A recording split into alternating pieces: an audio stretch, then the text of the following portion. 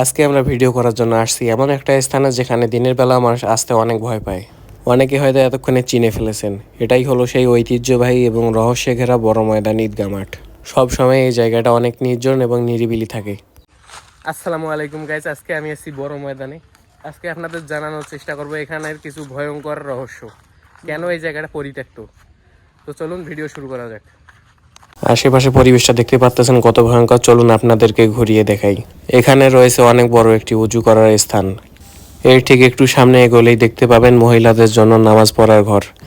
ঘরটা বড় না, আবার একদম ছোটও না। আবার এই মাঠের আশেপাশে রয়েছে অসংখ্য গাছ।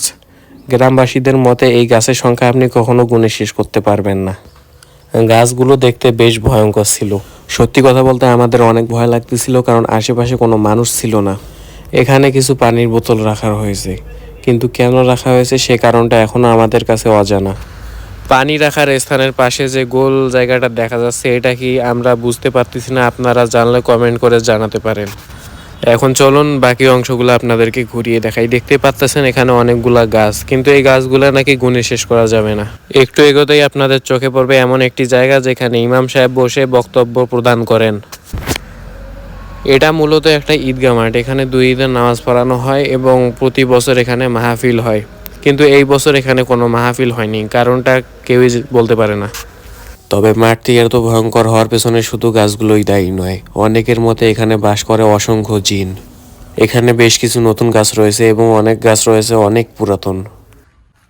গাইজ, এই গাছগুলো দেখতেছেন, এই গাছগুলোর বয়স প্রায় 500 বছর প্লাস। মানুষের মুখে শোনা, এখানে স্থানীয় মানুষের কাছে সবগুলা গাছের বয়স প্রায় ওই রকমই।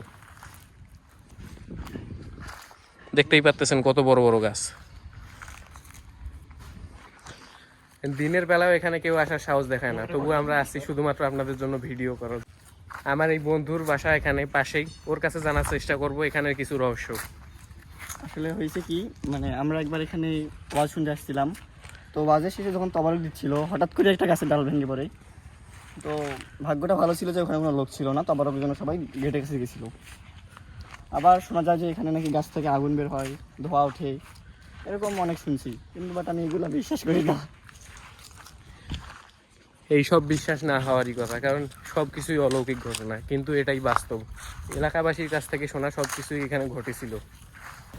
বন্ধুরা, দেখতেই পাচ্ছেন গাছগুলা দিনের বেলাতেও কত ভয়ঙ্কর লাগতেছে, তাহলে একবার ভাবুন রাতে কিরকম লাগবে এইগুলা। এখানে আমরা বেশিক্ষণ থাকতে চাই না আর, কারণ এখানে আশেপাশে কোনো মানুষ নেই, তাই আমাদের এখানে বেশিক্ষণ থাকা ঠিক হবে না। গাইস, আসছিলাম ভিডিও করার জন্য, কিন্তু এখানে থাকতে আমাদের অনেক ভয় করতেছে, তাই এখানে আর ভিডিও করার ইচ্ছা নেই। আমরা এখন চলে যাইতেছি। ভিডিও ভালো লাগলে অবশ্যই সাবস্ক্রাইব করবেন।